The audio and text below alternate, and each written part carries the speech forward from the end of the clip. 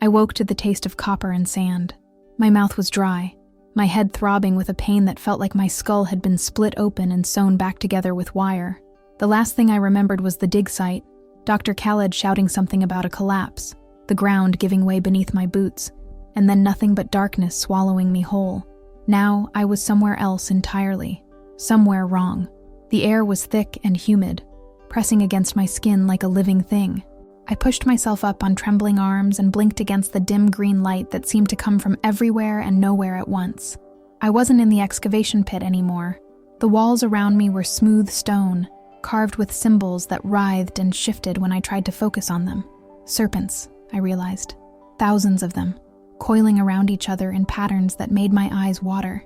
The floor beneath me was covered in a layer of fine white sand that seemed to glow faintly, and in the distance I could hear something.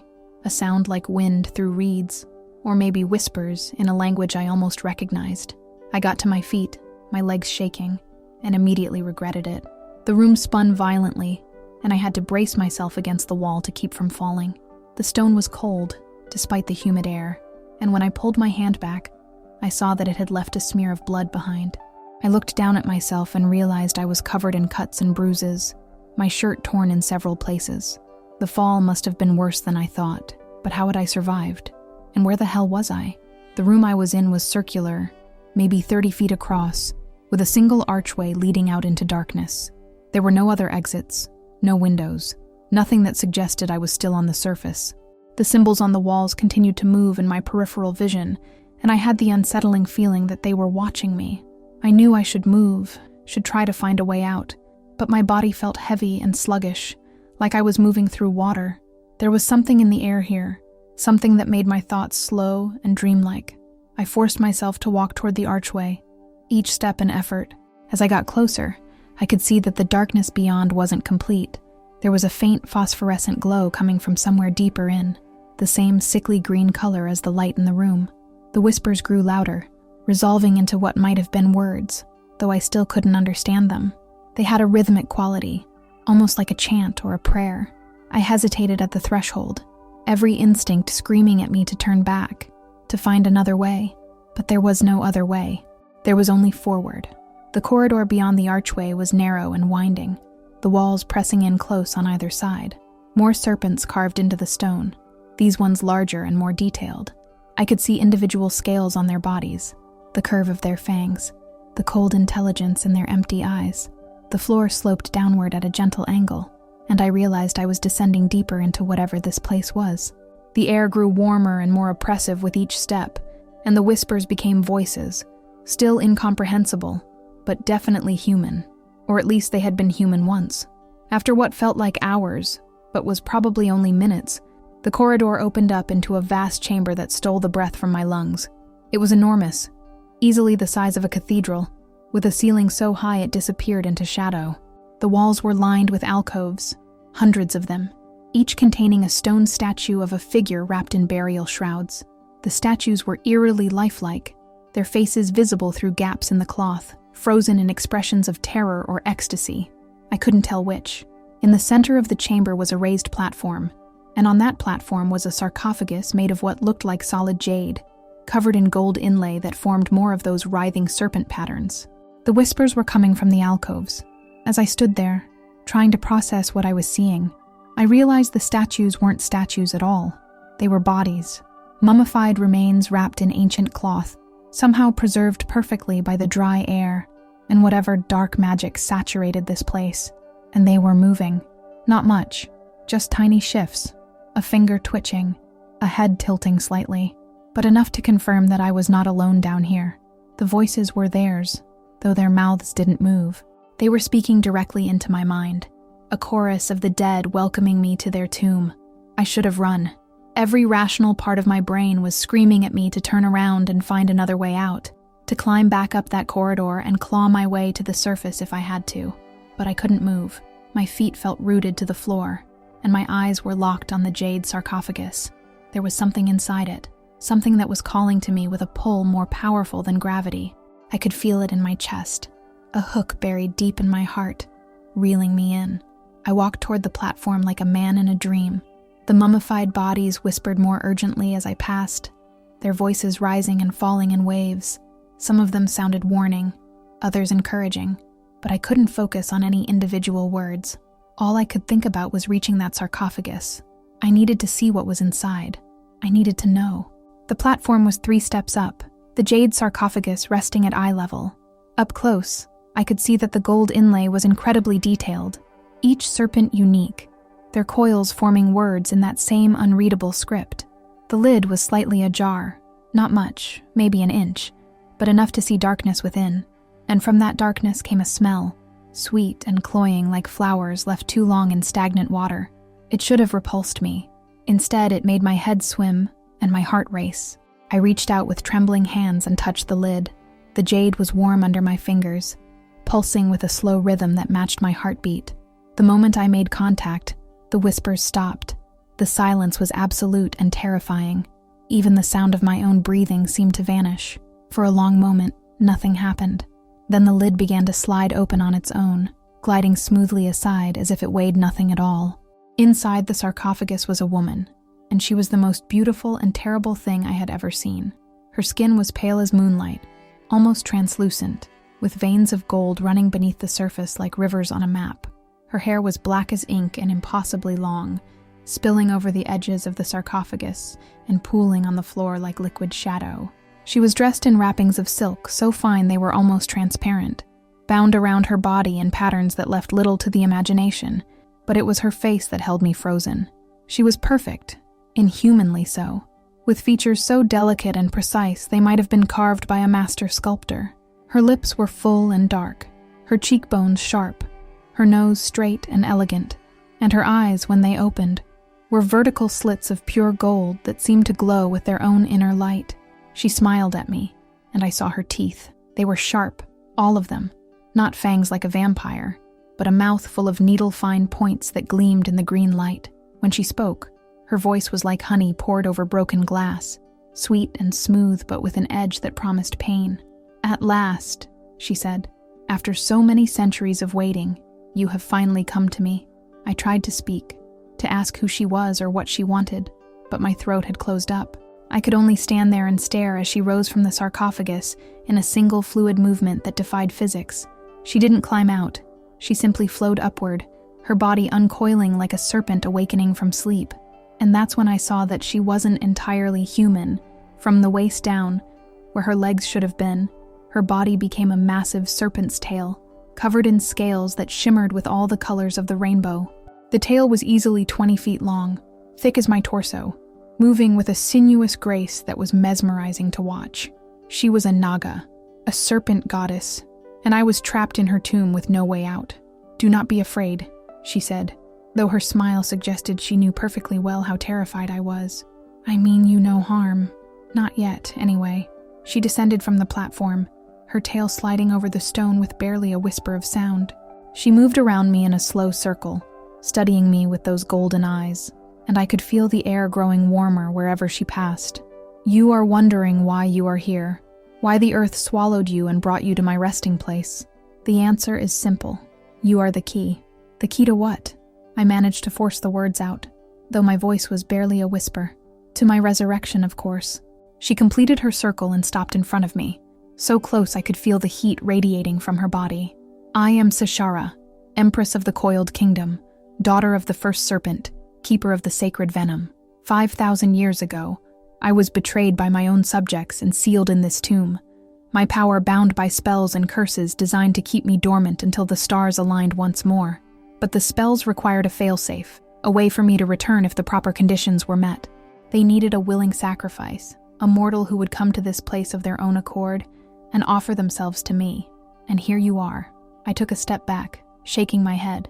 "I didn't come here willingly. The ground collapsed. It was an accident." "Was it?" Her smile widened. "Or did you choose to join that excavation? Did you choose to be at that precise location at that precise moment? Did you not feel drawn to this place, even before the earth opened up? Tell me truthfully, in the weeks before the collapse, did you not dream of serpents and darkness and a voice calling your name?" I opened my mouth to deny it, but the words died in my throat, because she was right. I had dreamed. Every night for the past month, the same dream, walking through corridors of stone while something whispered in my ear, promising me secrets and power and things I didn't dare name. I had thought they were just stress dreams, brought on by the pressure of the dig and the desert heat, but they had been real. She had been calling to me, pulling me here across the barriers of sleep and stone. "You see?" Sashara said softly. "You were always meant to come to me. Your blood called to mine across the centuries.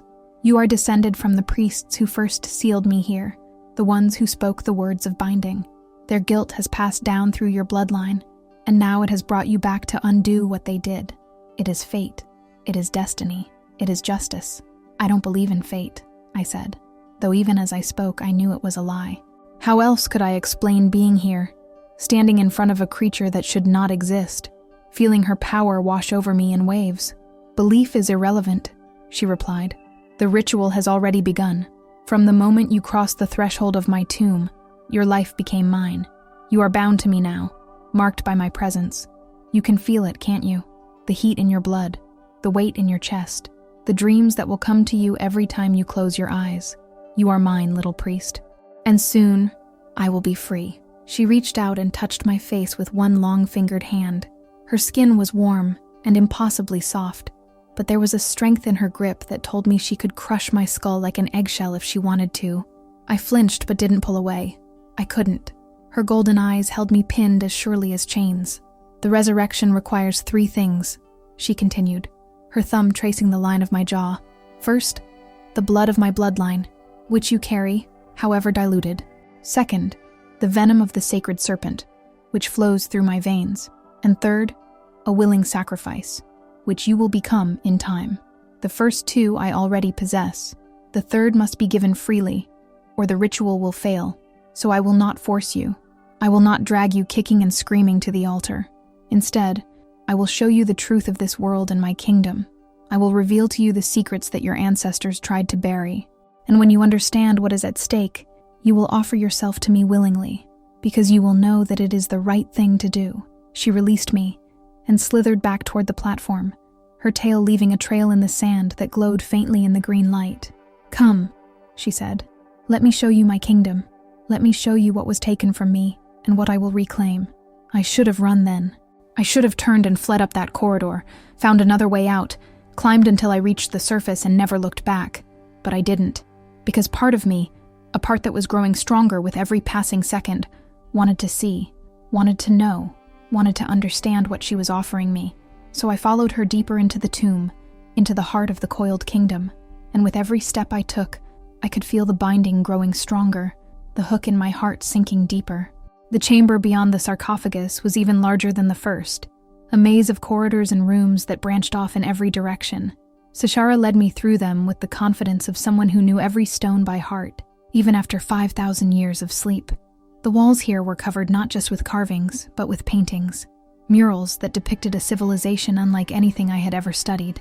I saw cities of stone and gold rising from the desert, temples that touched the sky, rivers that flowed with liquid silver, and everywhere, serpents, not just as decoration, but as citizens, as rulers, as gods. The Nagas had once walked openly in the world above, their kingdom stretching across what I recognized as ancient Mesopotamia and Egypt, their power unquestioned. "This was my empire," Sashara said, gesturing to the murals, "before the humans grew jealous, before they learned to fear what they could not control. We ruled for 10,000 years, little priest. We brought order to chaos, taught the first humans language and agriculture, and the secrets of the stars. And how did they repay us? With betrayal, with poison, with spells designed to bind us beneath the earth and erase us from history." She stopped in front of a particularly large mural that showed a battle scene. Nagas fought against human soldiers, their bodies coiled around spears and swords, their fangs dripping venom. But the humans had magic on their side, priests holding scrolls that glowed with golden light, speaking words that made the Nagas writhe and fall. And at the center of it all was Sashara herself, her tail wrapped around a dozen soldiers, while more priests surrounded her, their hands raised in the final spell of binding. "They could not kill me," she said quietly. "I was too powerful, too deeply connected to the world's magic. So they did the next best thing. They buried me alive and sealed the tomb with every curse they could muster. They told their children that I was a demon, a monster who devoured innocence. They rewrote history to paint themselves as heroes, and for 5,000 years I have slept in darkness, dreaming of vengeance. I stared at the mural, trying to reconcile what I was seeing with everything I had learned about ancient history. There were stories of serpent gods in every culture: Quetzalcoatl, Apophis, Jörmungandr, the Nagas of Hindu mythology. I had always assumed they were metaphors, symbols of chaos and transformation. But what if they had been real? What if the Nagas had actually existed, and every myth and legend was a distorted echo of the truth? Why me? I asked. If you need someone with the blood of those priests, there must be thousands of descendants. Why did you call specifically to me? Sashara turned to look at me, her golden eyes glowing brighter in the dim light. Because you are special, little priest. You carry not just the blood, but the gift, the ability to see past the lies, and recognize truth when it is shown to you. Most of your kind are blind, willfully ignorant of the magic that still flows through this world. But you have always known there was something more, haven't you? You chose to study the past because you sensed secrets buried beneath the sand. You came to this dig because something called to you, and now you are here, standing in my presence, and you have not run screaming. That makes you valuable. That makes you mine.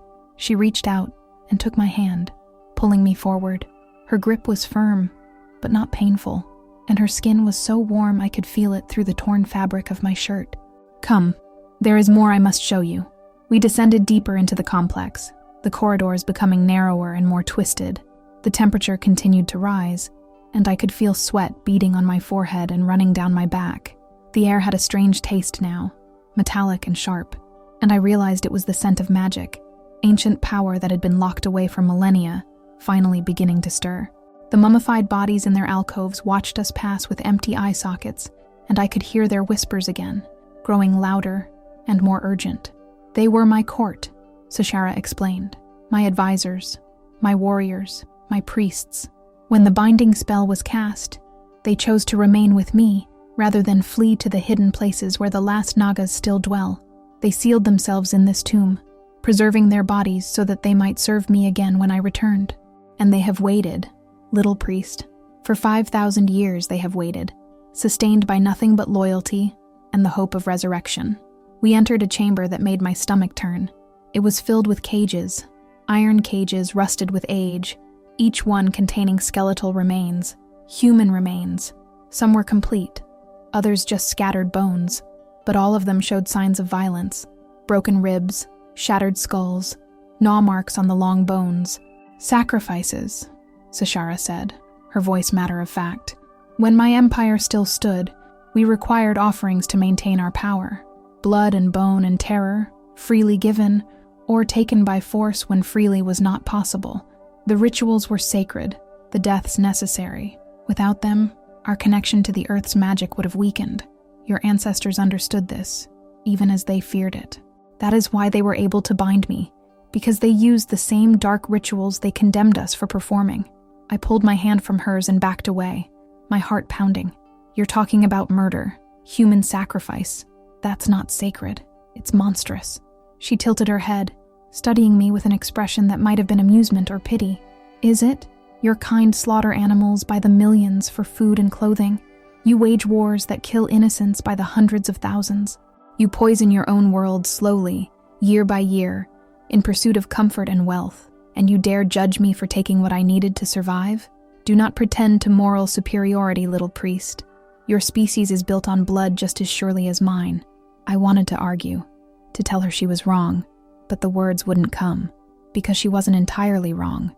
Humanity's history was soaked in blood, and we had done terrible things in the name of survival and progress. But that didn't make what she was describing right, did it? You are conflicted, she observed. Good. Conflict means you are thinking, questioning. That is the first step toward understanding. Come, there is one more thing you must see before you make your choice. We left the chamber of cages and continued deeper still. The corridor here was barely wide enough for one person, the walls pressing in so close I could feel them brushing my shoulders. Sashara moved ahead of me with ease, her serpent body compressing and expanding as needed to navigate the tight space. The heat had become almost unbearable, and I could feel my clothes sticking to my skin. My head was pounding again, and black spots danced at the edges of my vision. I was dehydrated, exhausted, and running on nothing but adrenaline and morbid curiosity. Finally, the corridor opened up into a final chamber, and I stopped dead in my tracks. It was a temple. There was no other word for it. The ceiling soared overhead, held up by massive pillars carved to look like coiled serpents. The floor was polished obsidian that reflected the green light like a dark mirror, and at the far end, raised on a dais of jade and gold, was an altar. A massive slab of black stone stained with rust-colored marks that could only be old blood, but it was what hung above the altar that made my breath catch. A serpent. Not a carving, not a statue, but an actual serpent the size of a train, its body suspended in the air by chains of pure gold that seemed to emerge from the walls themselves. Its scales were black as midnight and covered in patterns that glowed with the same green light as the rest of the tomb. Its head was massive, easily 10 feet across, with fangs as long as my forearm and eyes that burned with malevolent intelligence, and it was alive. I could see its chest rising and falling with slow, measured breaths. "The sacred serpent," Sashara said reverently. "The first serpent, the one from whom all Nagas are descended. When the humans sealed me here, they also bound my progenitor, thinking that by trapping both of us they would end our bloodline forever. But they underestimated our resilience. We have survived, hibernating in the darkness, waiting for the right moment to return." She slithered up to the altar and placed one hand on the black stone. "The resurrection ritual requires a fusion of old magic and new blood. The sacred serpent will provide the power, I will provide the will, and you will provide the catalyst. Your blood, mixed with my venom, poured onto this altar while the sacred serpent feeds. It will break the bindings that hold us, restore our connection to the world's magic, and allow us to reclaim what was stolen. The coiled kingdom will rise again, and this time we will not make the mistake of mercy. This time, we will rule as we were always meant to, without compromise, without restraint, without fear." I stared at her, my mind racing. She was insane. She was talking about unleashing herself and that nightmare creature on the modern world, about starting a war between species that would make every historical conflict look like a playground scuffle. I had to stop her, had to find a way to refuse, to escape, to warn someone. But even as I thought those things, I could feel the hook in my heart pulling tighter, because part of me, a growing, insidious part, was listening to her words and finding a terrible logic in them. Humanity had proven over and over that we couldn't govern ourselves wisely. We destroyed ecosystems, oppressed each other, squandered resources. Maybe we did need something stronger to take control. Maybe the Nagas really could bring the order they promised. No, that was the magic talking. The binding she had placed on me, working its way deeper into my thoughts. I couldn't let her corrupt me like this. "I won't do it," I said, forcing the words out through gritted teeth. "I won't help you." Sashara's smile didn't waver. "You will. Perhaps not today, perhaps not tomorrow, but you will, because I am going to show you the world as it truly is, little priest. I am going to take you to the surface and let you see your species with new eyes. And when you have witnessed enough suffering, enough stupidity, enough waste, when you have finally accepted that humanity is doomed to destroy itself, you will come back here. You will kneel before this altar, and you will offer yourself willingly, knowing it is the only way to save anything worth saving." She approached me again, her movements hypnotic in their grace. "I am not your enemy, little priest. I am your salvation, and in time, you will come to love me for what I offer: purpose, power, and a place in the new world that will rise from the ashes of the old." She reached up and touched my forehead with one finger, and pain exploded through my skull. I screamed and fell to my knees, my hands clutching at my head as something burned its way into my brain. Images flooded my vision, serpents coiling around the world, cities burning and being rebuilt in new forms, humans bowing before Naga rulers, blood flowing in rivers, and through it all, Seshara's voice whispering in my ear, telling me this was destiny, this was right, this was inevitable. When it finally stopped, I was lying on the obsidian floor, gasping for air. Seshara stood over me, her golden eyes reflecting my pale, terrified face. "The mark is complete," she said. "You are mine now, bound to me in ways you cannot begin to understand. Go back to your world, little priest. Walk among your kind, see what they have become, and when you are ready to accept the truth, the way back to me will open. The earth will call to you, and you will answer." She gestured toward a doorway I hadn't noticed before, one that glowed with natural sunlight. "Go, before I change my mind and take what I need by force." I didn't need to be told twice. I scrambled to my feet and ran for that doorway, my legs shaking, my heart hammering in my chest. I burst through into blinding desert sun and fell onto hot sand, gulping air like a drowning man. Behind me I could hear Sashara's laughter, cold and beautiful and terrible. "Run, little priest," she called after me. "Run back to your world, but know that wherever you go, whatever you do, I will be with you, in your dreams, in your blood, in the mark I have burned into your soul. And when you finally accept what must be done, I will be waiting." The doorway sealed itself with a sound like grinding stone, and I was alone in the desert, with the sun beating down on me, and the taste of copper still in my mouth. In the distance I could see the excavation site, seemingly undisturbed, as if no time had passed at all, as if I had never left. But I knew better. Something inside me had changed. I could feel it with every beat of my heart, the heat of her magic flowing through my veins, the weight of her mark pressing down on my soul. She was right. I was hers now. The only question was whether I would fight it until the bitter end, or whether I would walk back into that darkness willingly and let the Serpent Empress rise again. I didn't know the answer, and that terrified me more than anything else. As I stumbled toward the dig site, I could already feel the dreams beginning to form at the edges of my consciousness. Dreams of serpents and darkness and a voice calling my name.